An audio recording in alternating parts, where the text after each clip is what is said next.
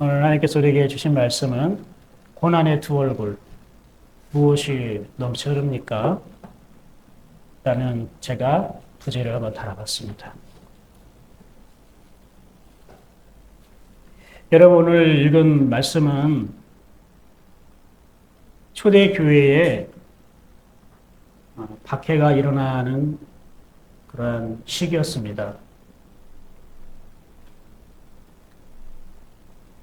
그걸로 인해서 신실한 성도들이 죽기도 하고 옥에 갇히기도 하고 매맞기도 하였습니다. 하나님을 사랑하는 자들, 그들이 박해를 받을 때에 그것도 그리스도 이름 때문에 자기의 신앙 때문에 아니 하나님을 사랑한다는 것 때문에 박해를 받는 자들을 하나님께서는 그냥 지켜만 보시지는 않았습니다. 그 박해의 한가운데에 하나님은 그들에게 주신 놀라운 선물이 있는데 그것은 바로 큰 기쁨이었습니다. 여러분 이게 신앙의 아이러니입니다. 대부분 사람들은 핍박과 박해를 받으면 어떻게 할까요? 괴로워합니다. 불평합니다. 그리고 도망갑니다. 피하려고 합니다. 저주합니다. 그런데 하나님을 믿는 사람들은 박해를 받을 때에 기뻐합니다. 박해를 받으니까 기뻐하자 이게 아닙니다. 궁금하지 않으세요?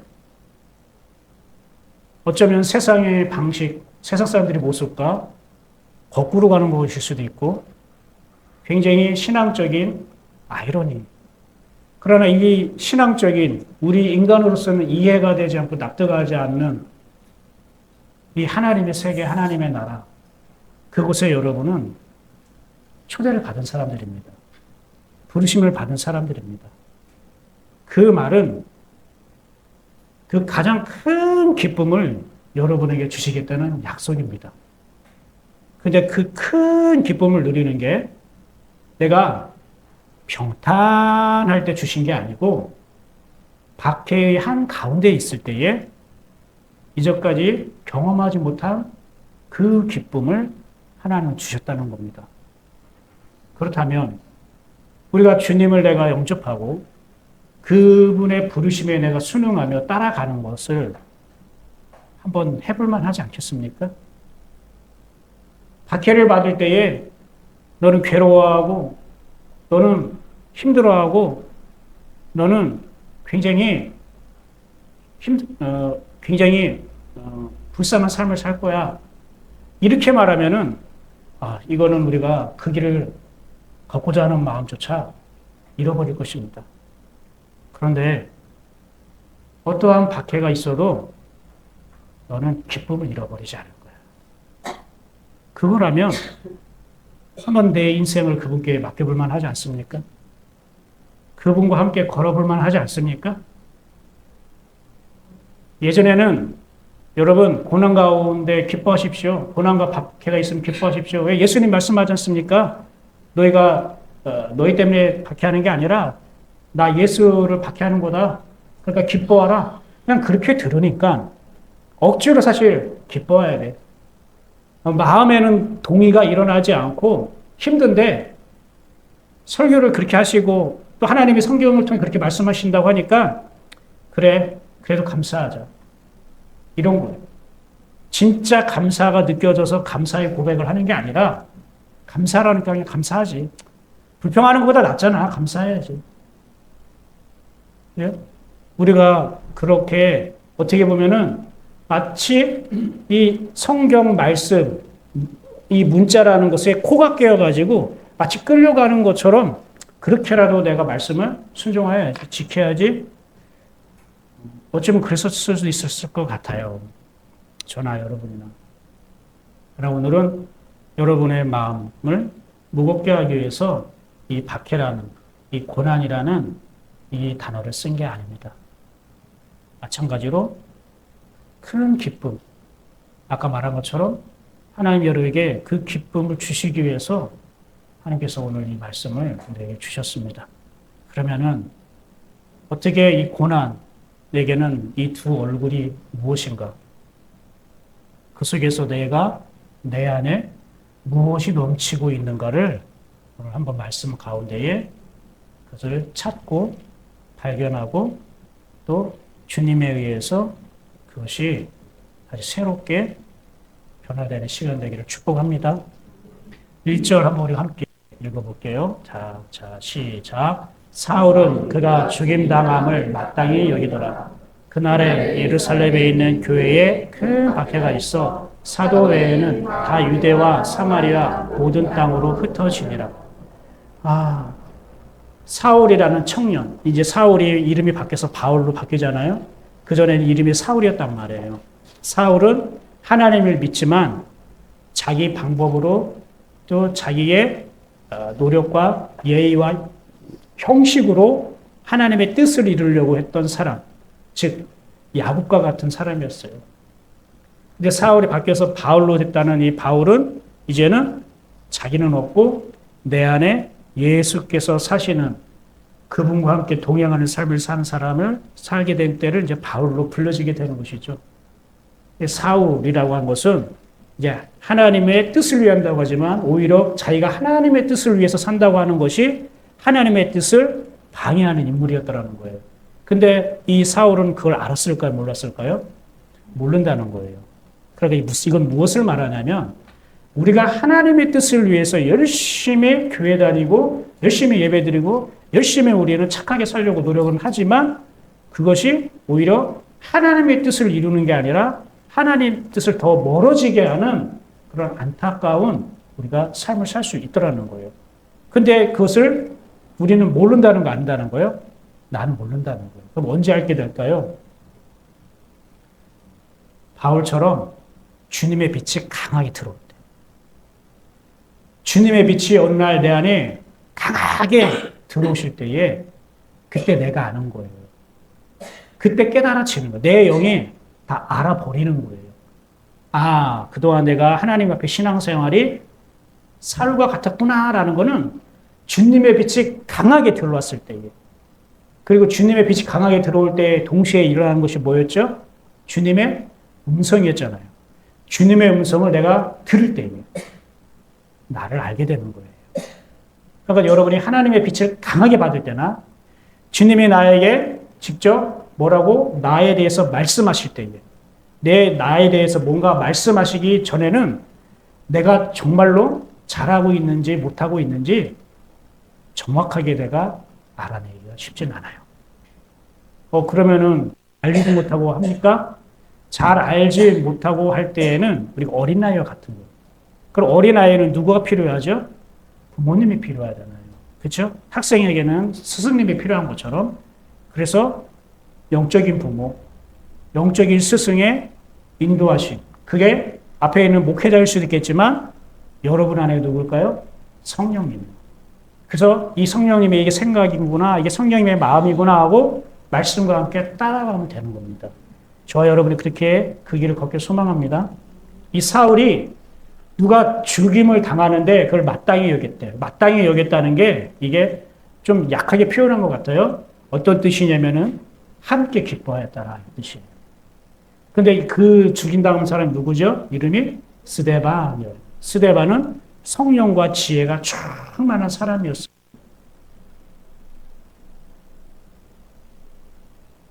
평신도 리더였고요. 교회와 성도와 목회자들을 섬기는 충실한 일꾼이었어요. 근데 그 하나님 앞에 신실한 교회의 큰 일꾼이고 하나님 앞에 순결하고 깨끗한 그 영혼을 유대인들이 죽였어요. 왜? 예수님과 같은 죄고 신성 모독죄로. 그 자세한 내용 7장에 보면 돼요. 7장이 스데반의 마지막 설교, 유언 설교예요. 근데 그걸 듣고 사람들이 돌로 쳐가지고 죽었어요. 네가 하나님을 모독하는구나 라고. 근데 그것을 어떻게 했다고 이 사울이? 함께 기뻐했대요. 좋게 여겼대요. 왜 그럴까요? 당연히 하나님의 이름을 저주하고 모욕하는 그러한 죄인이니까. 그런 괴수니까, 이단이니까. 그러니까 당연히 그 사람들을 놔두면 안 되는 거겠죠.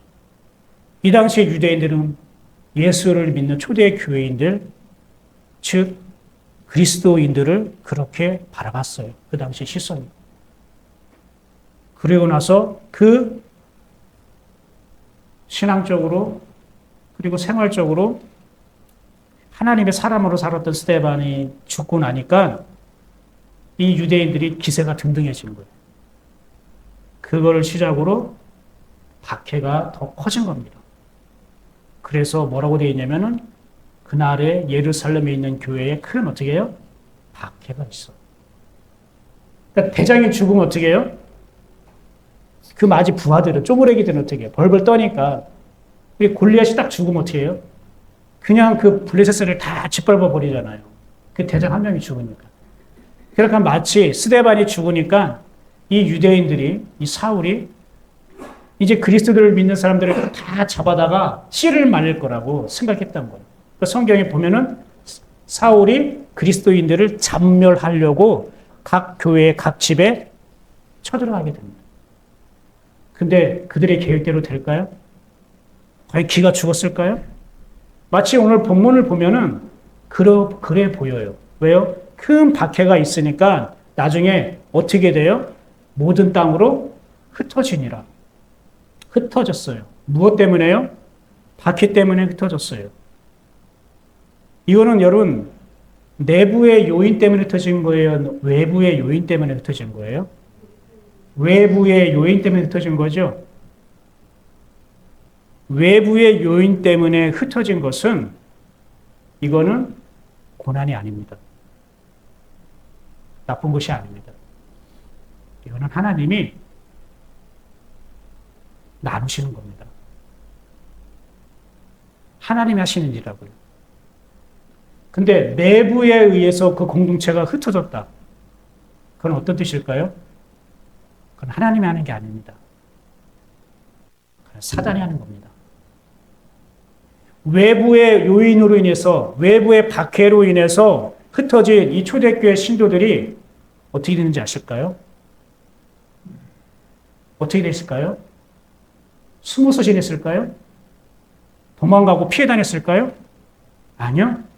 그들이 흩어진 그 모든 땅에서 복음 말씀을 전했다고 성경은 증거하고 있습니다. 복음 말씀을 증거했다는 것은 하나님을 잃어버렸다는 거예요? 아니면 하나님을 여전히 하나님과 함께하고 있다는 뜻입니까? 하나님과 함께하고 있다는 것이죠. 그리고 그들끼리 어떻게 서로 영적인 결속이 일어나요. 흩어졌지만 서로 교제하고 서로 기도하고 서로 섬기고 서로 도와주는 보이지 않는 네트워크가 형성되는 거예요. 그런데 내부의 요인에 의해서 그 공동체가 흩어지면 어떻게 될까요? 그거는 단절이 되는 거예요. 그건 사단이 하는 겁니다. 사랑하는 여러분, 이 당시에 초대 교회에 박해가 일어난 건요.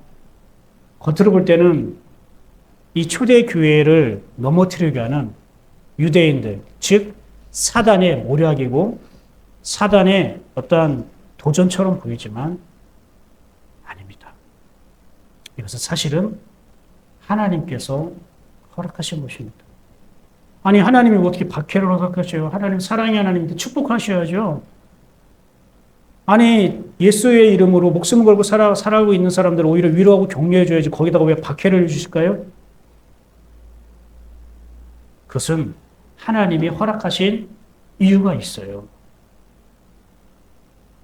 그게 뭔지 아실까요? 볼게요. 모든 땅으로 흩어지니라 할 때 흩어진다라는 말이 무엇을 때 쓰이는 단어냐면요. 씨를 뿌릴 때 쓰는 단어예요. 그래서 흩어지니라가 아니라 무슨 뜻이냐면 흩뿌리다라는 뜻이에요. 여러분 밭에 씨 뿌릴 때 어떻게 하죠? 흩뿌리잖아요. 그렇죠? 흩뿌리다. 씨를 뿌릴 때 사용한다. 흩뿌리다. 이게 첫 번째 흩어진이라는 첫 번째 의미입니다. 그러니까 하나님은 이들을 어떻게 해요? 흩뿌리고 있는 거예요. 왜요? 그들 안에 뭐가 있기 때문에? 씨앗이 있기 때문에요. 그들 안에 씨앗이 있기 때문에 그 씨앗을 어떻게 해요? 밭에 흩뿌리는 거예요. 그래서 모든 땅으로 흩어지니라라고 되어 있지만 이게 영적인 말로, 원어로 영적인 말로 해석해 보면은 모든 밭에 어떻게 해요? 뿌리셨다 뜻이.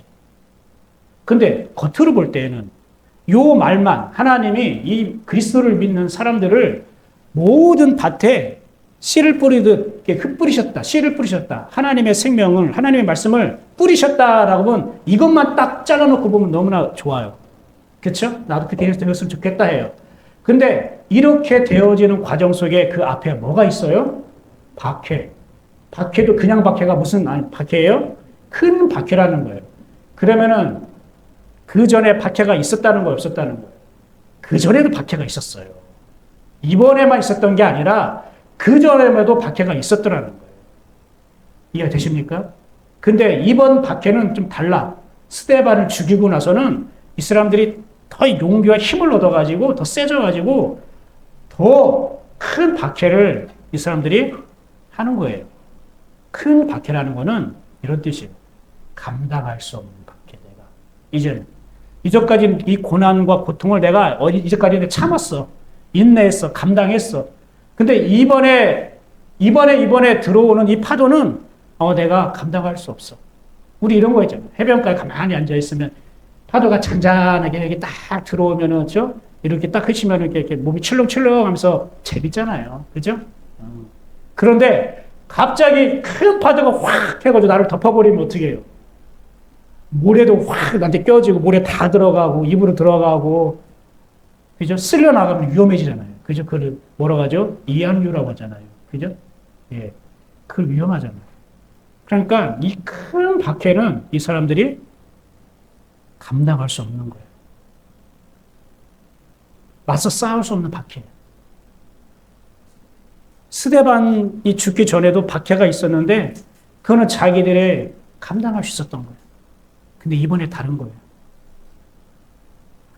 아마 유대인들은 자기들이 이겼다고 생각했을 거예요. 사단은 우리가 이겼다. 저 성도들을 우리가 박해하니까 저들이 다 흩어졌다. 예루살렘 교회가 성도들이 다 떠났다. 이렇게 생각할 수 있었을 거예요. 아니요. 오히려 이긴 자들은 박해를 받은 성도들이었어요. 흩어진 자들이었어요.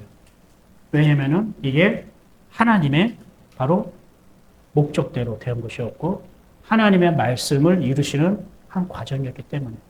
자, 한번 볼까요?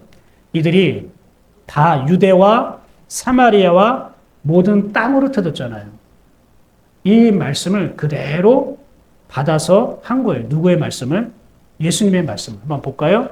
사도행전 1장 6절 시작. 오직 성령이 너에게 임하시면 너희가 권능을 받고 예루살렘과 온 유대와 사마리아 땅끝까지 이르러 내 증인이 되리라. 보세요. 성령이 임하면 너희가 내 증인이 될 텐데 어디에서? 예루살렘과 유대와 사마리아 땅끝까지. 그러면은 지금 초대교회는 어디에서만 있었어요? 예루살렘만 있었어요. 1절 보십시오. 다시 1절. 그날에 예루살렘에 있는 교회가 예루살렘에 교회가 하나 있었단 말이에요. 그러니까 이들은 성령이 임하셔서 어디에 있었던 거예요? 예루살렘만 있었어요. 근데 주님은 뭐라고 말씀하셨어요? 예루살렘과 또 온 유대와 사마리아 그리고 땅끝 모든 땅까지 나의 증인이 되라고 했는데 이들은 어떻게 해요? 예루살렘만 머물고 있었던 거예요. 그럼 이게 하나님의 말씀을 이루셔야 되는데 하나님의 말씀을 받은 사람들이 성령을 받은 사람들이 예루살렘만 있으면 되겠어요? 안 되겠어요? 안 되잖아요. 하나님의 말씀을 한 곳에서만 머물러 있으면 이건 어떻게 될까요? 썩는 거예요. 그 공동체가 자기들 안에서만 은혜를 누리면 이거는 자기도 모르게 썩어버리는 거예요. 자기들은 썩지 않죠. 자기들끼리 좋아하고 누리고 기뻐하니까 너무 좋다고 하죠. 하나님이 보실 때는 이게 멈춰버리면 안 되는데 멈췄다고 생각하는 거예요. 하나님. 그러면 하나님이 이놈 해가지고 그러면은 그들을 박해를 허락하신 겁니까? 아니요. 그들이 잘못해가지고 하나님의 잘못 믿어서 박해를 준 게 아니에요. 성경에 예루살렘과 온 유대와 사마리아 땅끝까지로 내 증인이 됐다는 하려면은 필수적으로 그 전에 무엇이 이루어져야 돼요? 뭘까요? 성령이 임하시고 그리고 권능을 받고. 그러니까 성령이 임하고 권능을 받고 우리는 어떠한 영적인 은사나 그런 능력이라고 생각하는데 그게 아니고 가득 채워졌다는 걸 말합니다. 성령 하나님의 그 마음이 그분의 말씀이 이제 내 안에 가득 차고 채워졌다는 거예요. 이해가 되십니까? 너희가 성령 하나님의 그 마음과 그분의 생명과 말씀이 가득 차워지면 예루살렘, 유대, 사마리아 모든 땅에 내 증인이 될 거야 라는 약속이에요. 자, 그럼 이렇게 생각해 볼 수 있어요.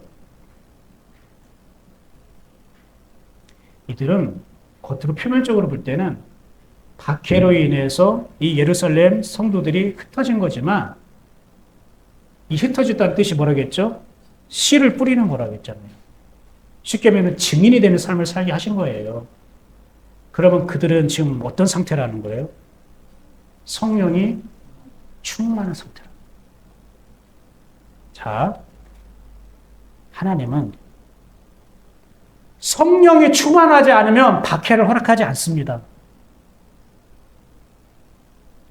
여러분에게 성령이 충만하지 않은 상태에서는 여러분, 하나님이 박해를 허락하지 않습니다. 박해를 다른 말로 표현할까요? 여러분이 성령으로 충만하지 않고서는 고난을 주시지 않습니다.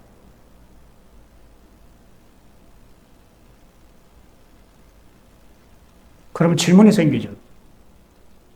나는 성령이 충만하지 않은 것 같은데 나 고난만, 내 인생이 왜 이렇게 고난과 고통과 역경이에요? 난 하나님도 잘 모르고 나는 좀 믿음도 별로 없는 거고 성령 충만한 거와 거리가 뭔데? 하나님 나를 너무 높게 평가하는 거 아니에요? 과하게 평가하는 거 아니에요? 그러면은 이 고난, 내가 지금 이 고난과 역경이라고 생각하는 것은 지금 하나님이 성경이 말씀하고 있는 것과 같은 걸까요? 다른 걸까요? 다른 거예요. 내가 지금 잘못 생각하고 있는 거예요. 내가 생각하고 있는 고난이 하나님이 허락하신 고난이 아닐 수 있더라는 걸 말하는 거예요. 자, 그것도 이제 우리 함께 찾아갈 거예요. 지금 성도들이 박해를 받아서 그들이 온 땅에 흩어졌지만, 그러니까 예루살렘 교회 그 입장에서는 어떻게 된 거예요? 교인들이 다 뿔뿔이 흩어지니까 어떻게 해요?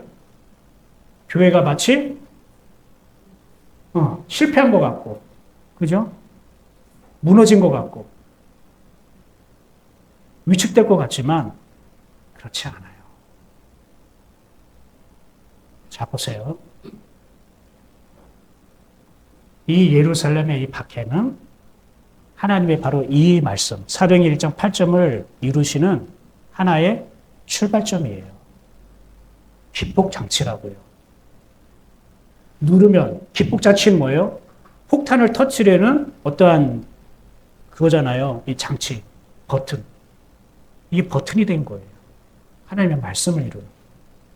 근데 우리가 이것을 편하게 생각하는 거는, 이해가 안 되는 거는, 기뻐하고 즐거워하면서 우리가, 야, 이제 우리를 하나님의 말씀을 증거하러 가자. 우리가 자발적으로 딱 나간 게 아니라, 이렇게 외부의 요인, 박해로 인해서 이들이 나갈 수밖에 없는 상황이 되었다는 거예요. 이건 무엇을 말하는지 아십니까? 여러분, 흩어지니라가 여기는 능동태로 표현하고 있지만 이게 수동태예요. 그들이 흩어진 게 아니라 그들이 흩어지게 된 거예요. 당연하죠. 박해를 받으니까 흩어질 수밖에 없죠. 억지로 정말로 떠날 수밖에 없죠. 아니요. 그게 아니에요. 그들은 박해를 받을 때에 야, 우리가 박해를 받으니까 우리 흩어지자 이게 한 게 아니에요. 무언가 다른 내 내부적인 요인에 의해서 이들이 흩어지게 된 거예요. 그건 뭘까요? 박해할 때 이들이 야, 우리 박해니까 우리 떠나자. 이거는 하나님에 의해서 이루어지는 거예요? 아니면 내가 도망가는 거예요? 내가 도망가는 거잖아. 뭐가 무서워서? 박해가 무서워서. 그러면 왜 박해를 받은 거예요? 예수님을 믿고 예수님의 생명을 전하는 것 때문에.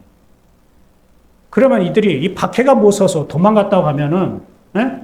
피하고 숨고 도망갔다고 하면은, 그럼 도망간 곳에서 어떻게 살아야 돼요? 조용히 숨어 지내야 돼요? 아니면은 복음을 전해야 돼요? 조용히 숨어 지내야죠. 박해로 인해서 우리가 떠나자, 피하자라고 했다면. 그래요, 안 그래요? 근데 그들이 떠난 곳에서 뭘 했어요? 복음을 전했는데 더 많이 전했다고요. 그럼 이들은 박해 때문에 흩어진 게 아니라 이 박해가 하나의 기폭점이 된 거예요. 어떤 기폭점? 내 안에 영혼을 일깨운 거예요. 하나님의 말씀을 기억하게 한 거라고요. 하나님의 음성을 떠올리게 한 거예요. 주님이 마지막 유언으로 승천하기 전에 우리에게 부탁하셨던 그 당부가 다시 이것이 발동이 된 거예요. 그게 뭐라고요? 너희가 성령이 임하면 예루살렘과 온 유대와 사마리아 모든 땅끝까지 내 증인이 될 거라는 거. 근데 자기들은 지금 성령이 임했고 가득했고 충만했고 기뻐하면서 예루살렘이 교회 안에서 우리가 누리고 있는데 박해가 일어나는 거예요. 아니 우리가 지금 하나님 잘 믿고 있고 축복받고 이렇게 기뻐하고 있는데 왜 우리가 박해가 일어나지? 하나님 축복하지 못할 망정. 왜 기도에 응답을 해주지 못하자? 왜 기도를 안 들어주시는 거야? 이런 것처럼. 그래서 하나님께 묻기 시작하는 거죠. 그들은 성령이 임했다면 어떠한 일이 일어나든 그 성령님께 묻게 되는 사람을 성령이 임했다고 하는 거잖아요. 이해가 되십니까? 불의 혈 같은 것이 갈라지는 것이 그들에게 임했다고 했잖아요. 불의 혈같이 갈라진다는 건 뭐냐면은 하나님의 말씀이 임했다는 걸 말하는 거예요. 하나님의 언어가 임해서 이제 내가 하나님의 언어를 사용할 수 있는 사람이 됐다는 걸 말하는 거예요. 오순절 성령 강림 체험이 아니라 네가 이제 하나님의 언어를 사용할 수 있는 사람으로 준비됐다는 걸 말하는 거예요. 하나님의 언어를 사용하는 거예요. 어디에서든 언제나 어디서나 이런 거 있잖아요. 나 하나님을 찬양하리라. 언제나 어디서나 이게 하나님의 언어로 반응할 수 있는 사람이 됐다라는 거예요. 그걸 뭐라고요? 그걸 성령이 임했다고 하는 거예요. 그것을 성령 충만하다고 얘기하는 거예요. 성령 충만하다고 가지고 맨날 막 방언에 막 기도하고 막 뛰어다니고 막 이게 성령 충만이 아니고, 아니 그건 성령 충만의 한 모습이고 이것만이 성령 충만이 아니고 내가 성령으로 충만했다는 것은 어떤 은사나 신비한 체험 능력 이걸 말하는 게 아니라 하나님의 언어로 내가 반응하게 됐다는 걸 말해요. 그래서 불의 혀처럼 갈라지는 이것을 설명한 거예요. 그래서 그게 그렇게 말씀하시는 거예요. 그럼 그들이 박해가 일어날 때에도 자기 언어로 반응했을까요? 하나님의 언어로 반응했을까요? 하나님의 언어로 반응했겠죠? 하나님의 언어로 반응하니까 하나님의 음성이 들리는 거예요. 이거 굉장히 중요해요. 여러분 어떤 일이 일어났을 때에 여러분 자신의 언어로 반응하면은 하나님의 음성이 잘 안 들려요. 근데 하나님의 언어로 내가 반응하잖아요? 신기하게 하나님의 음성이 들려요. 따라해 볼까요? 하나님의 언어로 반응할 때 그분의 음성이 들립니다. 여러분 한번 돌아보십시오. 내가 그동안 어떤 일이 고난이든 안타까운 일이든 슬픈 일이든 기쁜 일이든 그거에 대해서 내가 하나님께 나아가려고 하는데 내 언어로 내가 지금 하나님의 언어로 내가 지금 반응하고 있는지 본다면 거기에 하나님의 음성을 듣느냐 묻느냐가 거기서 판가름 나는 거예요. 여러분 굉장히 중요한 거 꼭 새기시기 바랍니다. 어떤 언어로 반응해야 된다고요? 하나님 언어. 근데 하나님 언어로 반응하려면 어떻게 해야 될까요? 질문을 할 수가 있잖아요. 그죠? 내가 어떤 사람의 말을 담는다는 건 그 사람과 함께 자주 만날 때에, 자주 대화를 할 때에 닮아가는 거잖아요. 그죠? 제가 아버지의 말, 언어, 습관 이것을 담는 것처럼 가족이니까, 가까이 있으니까. 여러분이 전화할 때에 부모님인 줄 알고 하다가 전데요? 어머, 그죠? 아들, 딸 목소리 같고 내 친구 목소리가 똑같을 때가 있잖아요. 헷갈릴 때. 같이 사니까. 내가 하나님의 언어로 반응하려면 그분의 언어와 내가 가까워져야겠죠. 평상시에요. 그래서 아침마다 공동체 성경 읽기 하는 거는 그분의 언어와 아주 친밀해지라고요. 그러면 그게 지식으로만 이 공동 성경 읽기 하는 게 아니라 내 마음이 그분의 말씀과 가까워지면은 여러분 생활 속에 그분의 언어가 나오는 거겠죠. 그분의 언어가 내가 그분의 언어로 반응하면 그만큼 하나님의 음성이 더 분명하게 들려지는 것입니다. 그 은혜가 임하길 축복합니다. 자, 이제 사람들이 예루살렘 교인들이 성령으로 충만한 가운데 은혜롭게 교회 생활 그리고 신앙 생활, 믿음 생활을 하고 있었는데 큰 박해가 오니까 다시 한번 자기들을 하나님 앞에 묻게 되는 거예요. 그러니까 자기들이 뭔가 잘못해서 그런 게 아니라 하나님의 때가 된 거예요. 하나님의 말씀에 이루어질 때가 된 거예요. 그런데 만약에 이들이 알아서 우리가 이제 이렇게 성령이 임하고 우리 예루살렘 교회가 부흥하고 이게 차고도 넘치니까 이제 우리가 저기 복음이 없는 교회가 없는 곳에 예수를 알지 못하는 곳에 우리 전하러 가자. 이들이 각자 알아서 갔다면은 가는 곳마다 예수의 생명이 나타나고 복음의 능력이 나타나고 구원받는 사람이 나타나고 큰 기쁨을 얻을 수 있었을까 없었을까요? 그때는 얻지 못하는 거예요. 왜요? 그것은 내 증인이 되리라 한다겠지. 네가 내 증인이 될 것이다 약속한 거지. 너 보고 내 증인 노릇하라고 한 건 아니잖아요. 된다는 건 뭐예요? 이루어진다는 거죠. 내가 복음을 전하는 것, 흩어져서 복음을 전하는 것, 씨를 뿌리는 거는 그분에 의해서 인도함대로 되어지는 걸 말합니다. 우리가 계획을 세우고 우리가 알아서 각자가 그래서 전하자 해서 역사가 나타나는 게 아니고 그 시작이 그분에 의해서 되어질 때에 복음의 능력이 나타나고 거기에 큰 기쁨을 얻을 수 있는 거예요. 이해되십니까? 그러니까 이 박해라는 걸 통해 이들은 하나님이 이제 우리를 통해 이 생명을 뿌리시려고 하나 보다. 그래서 이들이 수동태로 흩어지니라가 아니라 흩어지게 되니라 이게 되는 거예요. 박해 가운데에 하나님의 인도하심을 받았다는 것을 말하는 거예요. 자기 스스로 박해 받았으니까 우리가 서로 흩어지자라고 하는 거는 박해가 겁나가지고 두려워서 뭐 했다는 뜻이에요? 도망갔다는 뜻이에요. 근데 이들은 도망간 게 아니에요. 그러나 유대인들과 사단은 착각하는 거지. 우리가 박해하니까 무서워서 도망가는구나. 우리 예루살렘 교회를 이제 우리가 무너뜨렸구나. 아니요. 그걸로 인해서 사단의 입지는 더 좁아지고 사단의 세력은 더 약해지고 하나님의 나라, 하나님의 세력이 더 확장되는 계기가 됐던 거죠.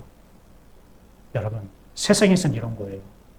내가 세상에서 당한 것 같고 핍박받는 것 같고 진 것 같지만 하나님은 그걸 통해서 하나님의 나라를 확장시킨다니까요.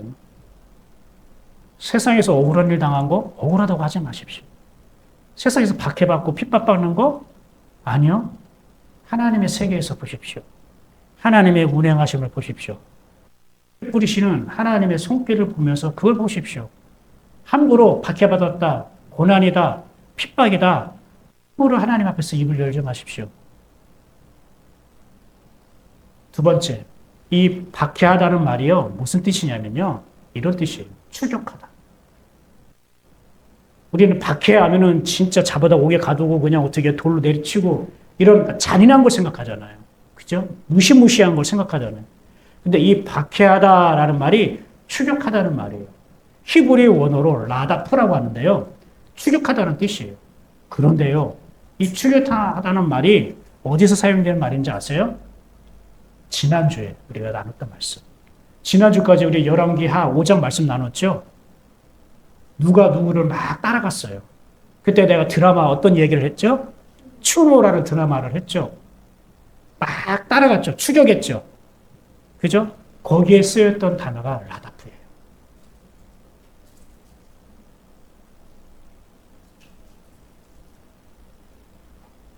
게하시가 나아만 장군의 를 받기 위해서 추격하고 뒤따라가는 그 모습이 라다프라고요. 그러면 보세요. 게하시가 은혜 받은 나아만 어떻게 했다는 거예요? 박해했다는 뜻이에요. 은혜를 방해했다는 뜻이에요. 오늘 사도행전 본문에 사울이 유대인들이 예루살렘 성도들을 박해했어요. 근데 추격했어요. 마치 우리를 방해하려고, 우리의 신앙을 무너뜨리려고. 사단은 그렇게 우리를 추격해와요. 그런데 보세요. 이 겉으로 볼 때는 사울이 예수 믿는 자들을 어떻게 해요? 추격해서 잡아들이는 것을 말하지만 하나님의 안에서 볼 때에는 이 추격하다, 이게 어떤 뜻이냐면 하나님의 열심이, 하나님의 말씀이 이 성도들의 마음을 어떻게 해요? 추격하는 거예요. 불타오르게 하는 거라고. 복음으로 불타오르게 하는 거라고. 겉으로 볼 때에는 사울이 박해하는 것처럼 보이지만 이건 하나님의 열심이, 하나님의 복음이 성도들을 어떻게 마음을 추격하는 거예요. 그거에 의해서 그들이 모든 땅에 흩어지게 되는 거예요. 여러분, 이 당시 교회에는 예루살렘만 있었어요. 아직 다른 지역에는 복음을 전하지 않을 때였어요. 왜냐면 교회가 탄생한 지 오래되지 않았어요. 여러분, 이 예루살렘 교회가 아직 박해를 받았잖아요. 그러면 예수님이 죽고 나서 몇 년 흘렀던 것 같아요? 최소한 10년, 20년, 30년 정도 흐르지 않았을까 이렇게 생각하고 있지 않아요? 보통? 그렇지 않아요. 제자들에게 성령이 임한 것. 자, 사도행전 1장 8절처럼 제자들 성령이 임해서 그래서 교회, 예루살렘 교회 공동체가 세워지고 까지 그리고 오늘 사울이 이 예루살렘 교회를 박해하기까지 역사학자들이나 성경의 역사를 보면은 몇 년이었던 것 같아요? 2년에서 3년. 아주 짧은 기간이었어요. 2년인가 3년인데 그거는 사울이 회심할 때까지. 무슨 말인지 아시죠? 예수님이 승천하셨어요. 제자들이 모여서 기도하는 가운데 성령이 임하셨어요. 예루살렘 교회가 탄생했어요. 사울이 박해를 해요. 또 사울이 다메섹 도상에 가다가 예수님을 만나서 거듭나요. 거기까지가 고작 2년에서 3년이에요. 그 2년에서 3년 때 사이에 보면 우리 예인교 보세요. 2010년 성탄절에 개척했어요. 첫 예배를 드렸어요. 오늘날까지 13년째가 되고 있어요. 근데 초창기 2021년, 2022년 거기까지 우리가 얼마나 연약했어요. 10명도 되지 않았거든요. 여러 가지로 힘들었다고, 힘든 과정이 있었단 말입니다. 보통 교회가 탄생되면 그렇게 되는 거 아닙니까? 근데 예루살렘 교회 초대교회의 모습은 어땠을까요? 사도행전 2장에 보니까 이렇게 되어 있더라고요. 한번 여러분 읽어보시겠습니까? 시작. 그 말을 받으면서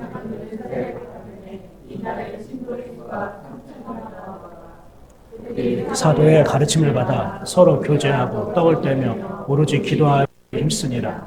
사람마다 두려워하는데 사도들로 말미암아 기적과 표적이 많이 나타나니 믿는 사람이 다 함께 있어 모든 물건을 서로 통용하고 또 재산과 소유를 팔아 각 사람의 필요를 따라 나눠주며 날마다 마음을 같이하여 성전에 모으기를 힘쓰고 집에서 떡을 떼며 기쁨과 순전한 마음으로 음식을 먹고 하나님을 찬미하며 또 온 백성에게 칭송을 받으니 주께서 구원받는 사람을 날마다 더하게 하니라.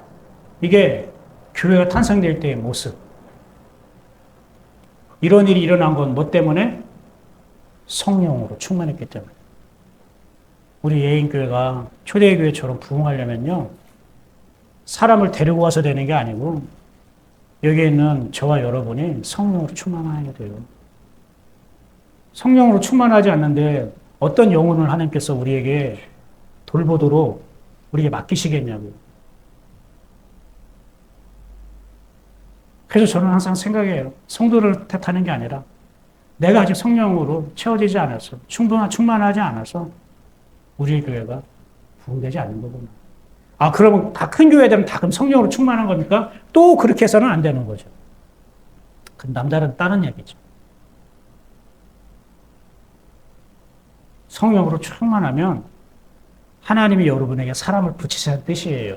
교회가 숫자가 많아진다, 부흥된다 이런 의미가 아니라 여러분이 하나님으로 가득 채워지면 영혼들을 하나님 여러분에게 붙이시고 맡기신다. 그래서 여러분이 성령으로 충만하잖아요. 그러면 내가 돌볼 영혼들이 보일까요? 안 보일까요? 보여요. 그걸 말하는 거예요. 예루살렘 교회에 이러한 부흥이 일어났어요. 예수님 때문에 기쁨이 넘쳤어요. 그리고 사람들, 세상 사람들부터 존경을 받고 칭찬을 받았어요. 교제하고 기도하기를 힘썼어요. 그리고 많이 가진 사람은 적게 가진 사람들에게 이것을 내어놓았어요. 서로 섬겼다는 거예요. 이게 초대교회의 모습이에요. 한마디로 말하면 말씀이 풍성했어요. 교회가 풍성했어요.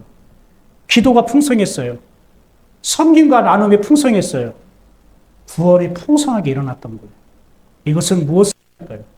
단순히 교회가 부흥하고 성도가 늘어났다는 걸 말할까요? 아니요. 이건 이것을 말하는 거예요. 성도들의 믿음이 성장했다는 걸 말하는 거예요. 영적으로 성숙해졌다는 걸 말하는 거예요. 믿음의 분량이 커졌다는 걸 말하는 거예요.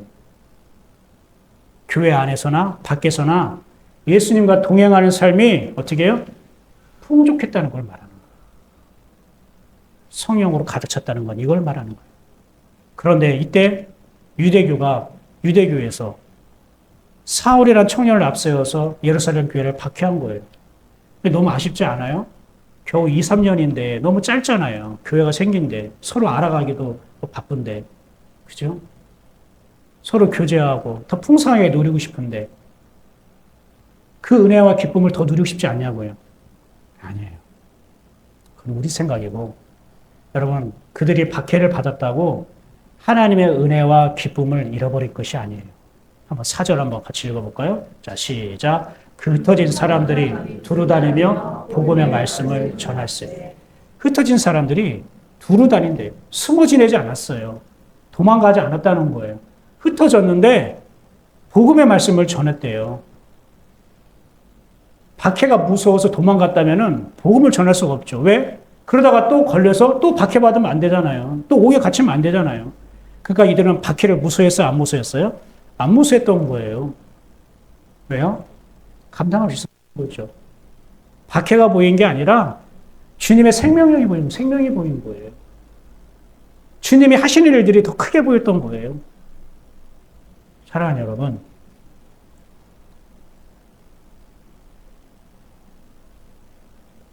이 흩어진 사람들이 복음의 말씀을 전할 때에 어떤 일이 일어나면요. 성경에 보니까 이렇게 기록되고 있어요. 무리가 빌립의 말도 듣고 행하는 표적도 보고 한 마음으로 그가 하는 말을 따르니라. 많은 사람에게 붙었던 더러운 귀신들이 크게 소리를 지르고 나가고 또 많은 중풍병자가 못 걷는 사람이 나으니. 이거 지금 평신도 빌립이에요. 사도 빌립이 아닙니다. 사도들은 지금 다 어디에 있게요? 예루살렘에 남아있다고 해서 왜? 사도 외에는. 그러니까 사도는 남겨놨다는 거예요.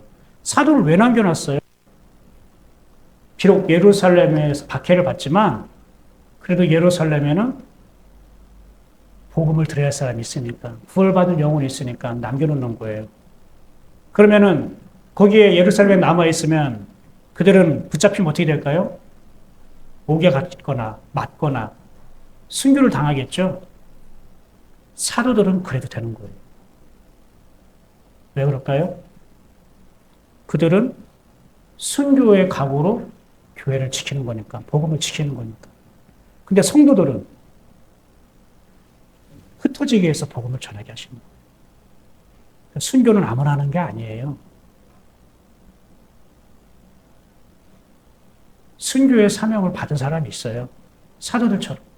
이 사람들은 다 제명이 아니라고, 제명에 죽는다라면 이거 비복음적이니까, 비성경적이니까, 다 이들은 순교를 당하잖아요. 예수님의 12제자들은 다 순교를 당해요. 한 사람도 빠짐없이. 이들은 박해가 큰 그 예루살렘 교회에 남겨두세요. 너희들은 그거 감당할 수 있잖아. 너희들은 예수님과 직접 3년 6개월 동안 동고동락하고, 너희들은 그 예수님과 함께 십자가의 길을 걷는다고 했잖아. 너희들은 그거 감당할 수 있잖아. 근데 너희 성도들은 어떻게? 보내야지. 하나님 그렇게 역사하시는 거예요. 그 사도들은 그 무지막지한 밖에 한 중심 가운데 남아서 계속 복음을 전해요. 누구에게 복음을 전할까요? 종교 지도자들에게 전해야죠. 왜요? 자기가 지도자니까. 예수 그리스도께서 세우신 목회자니까 이 목회자가 누구한테 전해야 되는 거예요? 목회자한테 전해야죠. 무슨 말인지 알겠습니까? 바리새인들, 서기관들, 율법자들, 율법학자들. 왜요? 성도들이 그들을 상대하기는 벅차니까. 그러나 목회자가 상대할 때는 충분히 감당할 수 있으니까. 여러분, 이 빌립이 한 모습을 보면은, 빌립을 통해 나타난 모습을 누가 했던 것이 그대로 나타나는 거예요. 예루살렘 교회, 아까 우리 읽었죠? 사도들이 했던 일들이, 표적들이, 기적들이, 능력들이 그대로 나타나요. 그러면은 지금 이 평신도들이 박해를 받아서 흩어져서 복음을 전하는데 어떤 수준까지 이르렀다는 거예요? 자기를 지도했던 사도들의 수준까지 하나님께서 올려주셨다는 거예요. 믿음의 분량을 더 채워주셨다는 거예요. 예루살렘 교회 안에만 있으면은 사도들을 통해 계속 가르침을 받을 수 있겠죠. 그러나 사도들만큼 크지 못하는 거예요. 그런데 하나님에 의해서 흩어져가지고 복음을 전하니까 자기가 하려고 했던 거 아닌데 자기 삶을 통해서 사도들이 행했던 능력과 표적과 기사와 이 말씀들이 흘러나오는 거예요. 자기가 사도들과 함께 그런 믿음을, 그 하나님의 은혜를 누리게 된 거예요.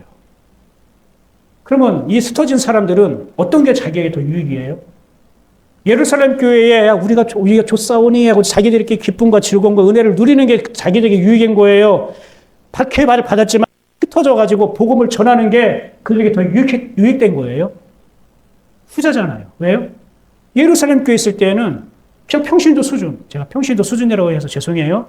그 정도의 믿음의 분량까지 우리가 누리지 못했지만 흩어져서 복음을 전하는 내가 목사님과 같은 은혜를 받네 이런 거예요. 여러분이 흩어져서 생활 곳곳에서 복음을 전할 때에 하나님이 저에게 주신 그 분량만큼 여러분도 그렇게 채워주시는 거라고요. 믿으십니까? 그러니까 우리끼리 있으면 안 되는 거라고요. 여러분이 밟는 땅, 지역, 학교, 직장, 그래서 씨를 뿌려야 되는 거예요. 복음을 전하면은, 이만수 목사님에게 주셨던 그 분별력과 그 은혜와 그 깨달음과 그 성령의 임재하심이, 나에게도 흘러가네? 이렇게 닮아가는 거라고요. 사도들의 영성을 사도들의 그 수준만큼 닮아가는 거라고요. 저는 여러분이 그렇게 되기를 소망합니다. 그리고 또한 이 빌립을 통해 나타난 일들이 사도들이 했던 일들과 닮았지만 사실 사도들에게 처음으로 이게 일어났던 일들이 아니에요. 누구에게 일어났을까요? 예수님 하셨던 일이잖아요.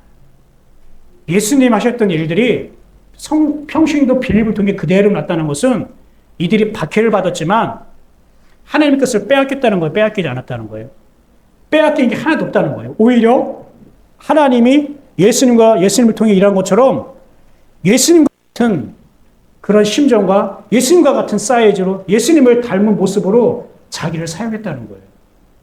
그러니까 흩어진 것이 이들에게 축복이고 유익이 되고 그들이 그 예수님이 행하신 걸 나타나는 걸 보게 되니까 기뻐요? 기쁜 거예요? 그죠? 기쁘잖아요. 그래서 기쁨이 넘치는 거예요. 큰 기쁨이 넘쳤대요. 자기들 예루살렘 교회 안에 있을 때도 기뻐했어요.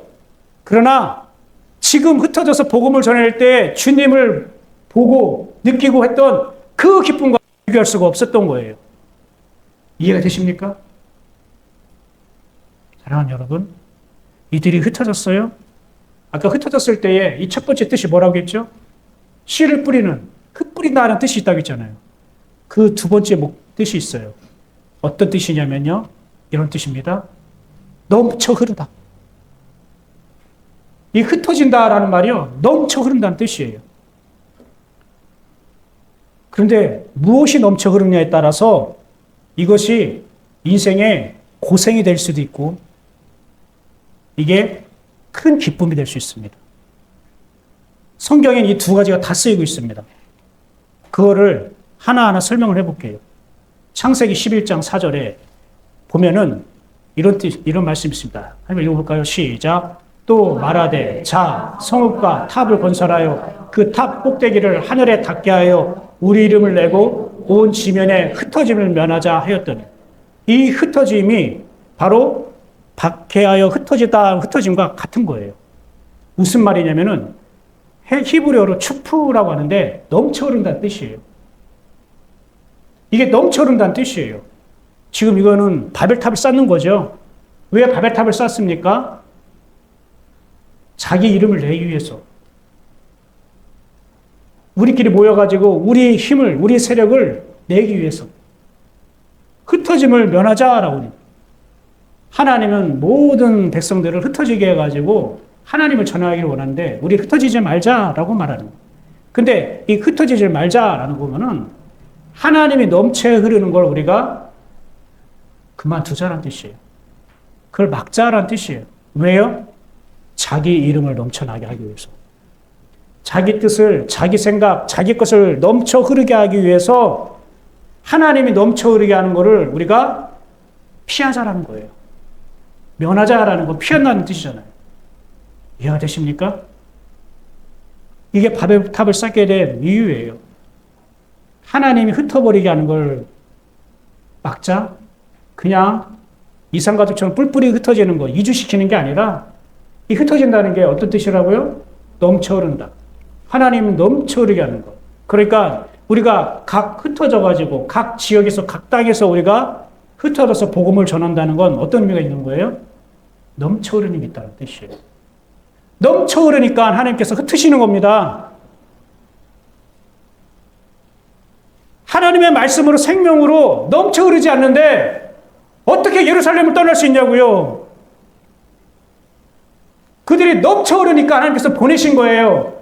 박해는 그냥 표면적인 이유일 뿐 그는 사단을 속이는 거예요, 하나님이. 사단이 자기의 전략 가지고 박해라는 전략 가지고 하나님의 교회를 하나님의 성도들을 무너뜨리려고 했지만 오히려 자기가 당한 거라고요. 하나님은 예루살렘 교회 성도들이 넘쳐 흐르니까 이들을 어떻게 해요? 그걸 흐르게 해버린 거예요. 다른 곳으로. 준비되었더라고요. 준비되었으니까 흩어지게 한 거죠. 영적으로 준비되지 않았는데 어떻게 하나님께서 내보낼 수 있냐고요. 오늘 이 바벨탑 창세기 11장 보십시오. 자기 이름을 넘쳐 흐르게 하기 위해서 하나님 넘쳐 흐르는 걸 우리가 피하자는 걸 말하는 거예요. 또 한 번 있습니다. 에스겔서 34장 5절입니다. 한번 읽어볼까요? 시작.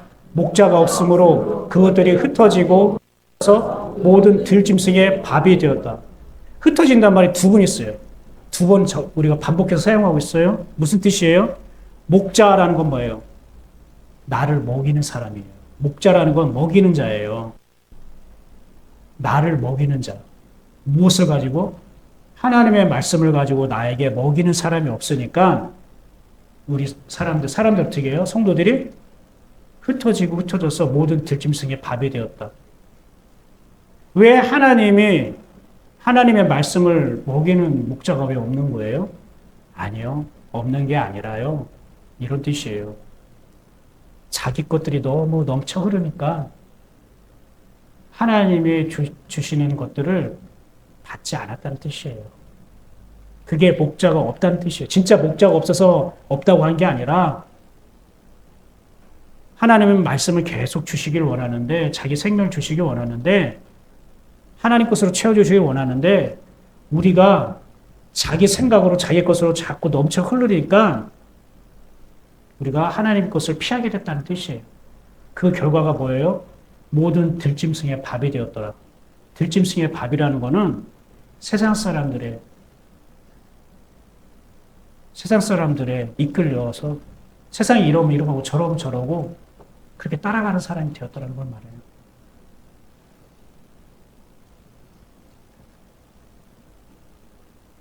이럴 때는 어떻게 될까요? 이걸 박해라고 해요? 바벨탑 세우다가 하나님께 흩으시잖아요. 나중에 결국 언어를 다르게 해서.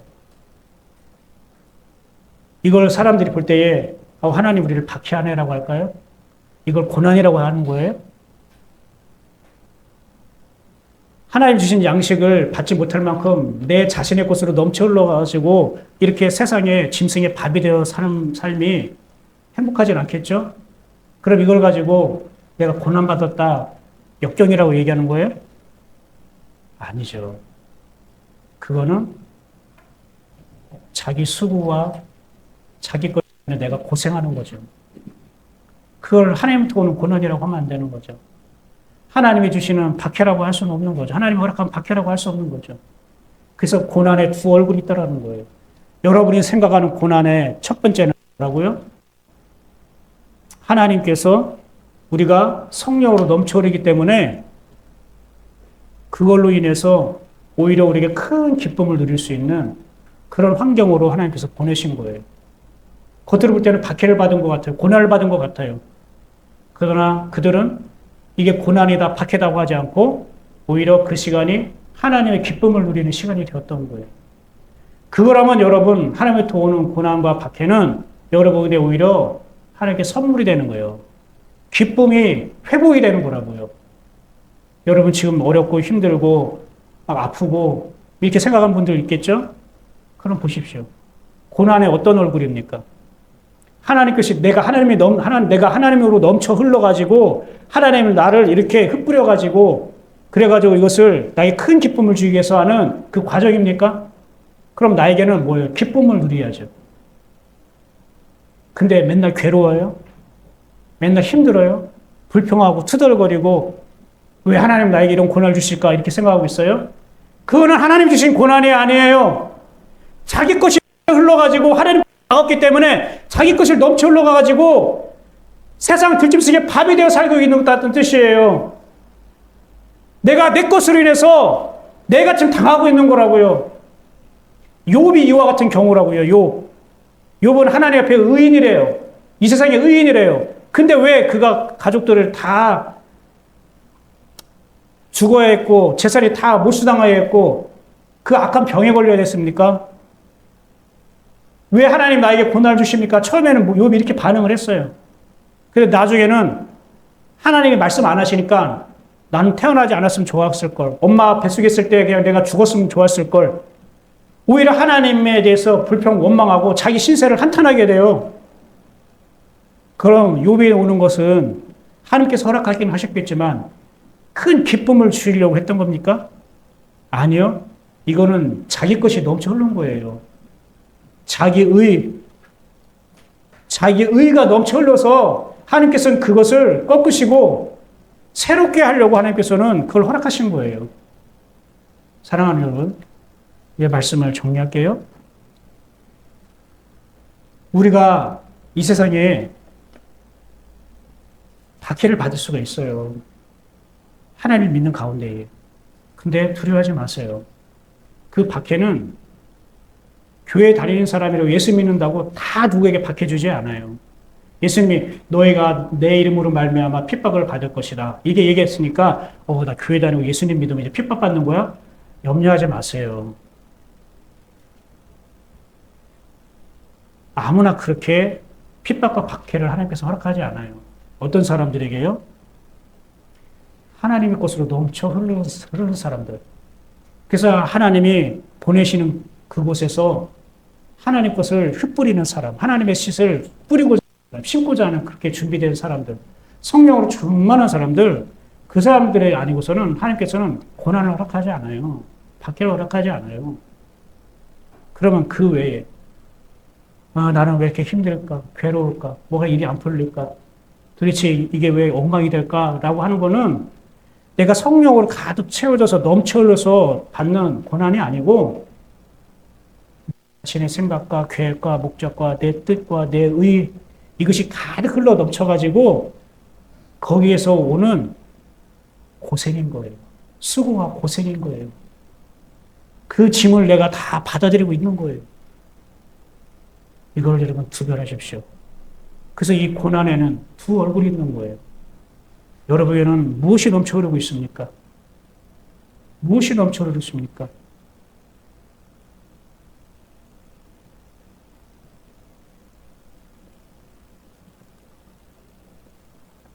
말씀을 정리할게요. 성령의 충만함과 기쁨, 이 뒤에는 뭐가 따라온다고요? 박해가 따라와요. 어떤 고난이 따라와요. 근데 육신으로 볼 때는 불편할 수 있어요. 왜? 한 곳에 정착했던 곳에서 어떻게 해요? 이동해야 되니까, 새로 정착해야 되니까. 어렵고 낯설 수 있겠죠? 근데 이거는 하나님께서 우리에게 더 큰 기쁨을 주시기 위해서 하나님의 수준만큼 우리를 담게 하기 위해서 하신 일이에요. 예루살렘 교회 성도들은 그 박해로 인해서 오히려 더 하나님께 묻게 되었고 하나님 더 챙기게 되었던 거예요. 그런데 만약에 여러분이 하나님부터 오는 박해가 아니라 여러분이 인한 고생이라면은 보통 피하고 도망가고 숨기 바빠요.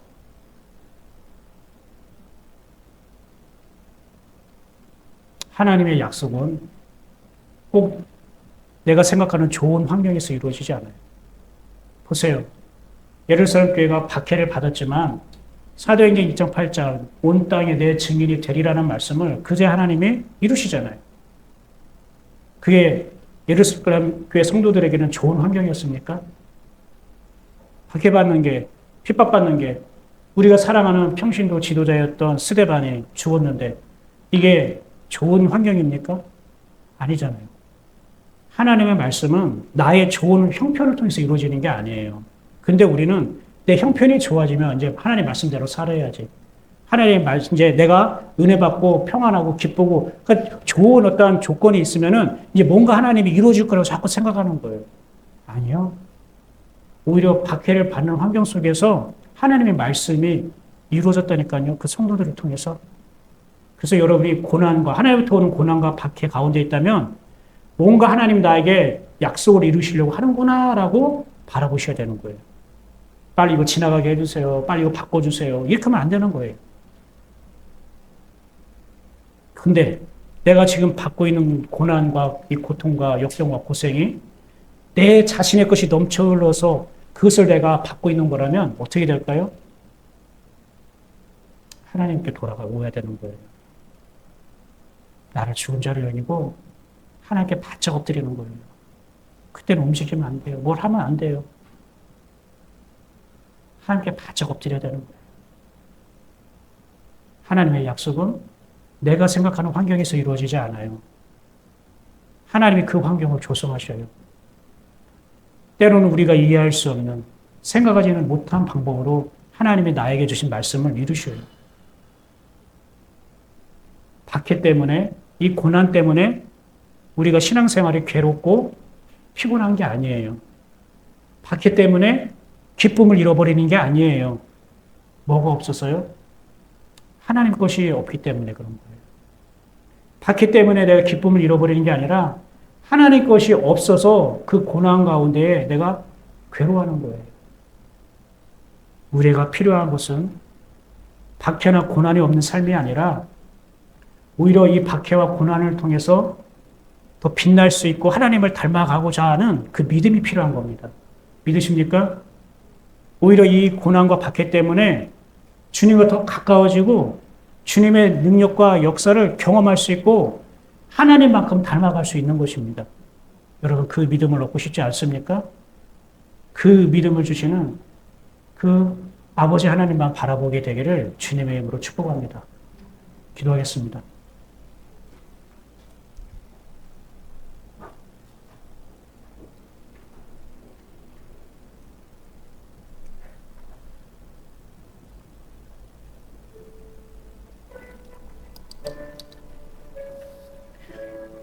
한 시간 동안 말씀을 들으면서 여러분은 어떠한 성경 구절이 내 자신에 들어왔고 또 어떠한 단어가 내 안에 들어왔습니까?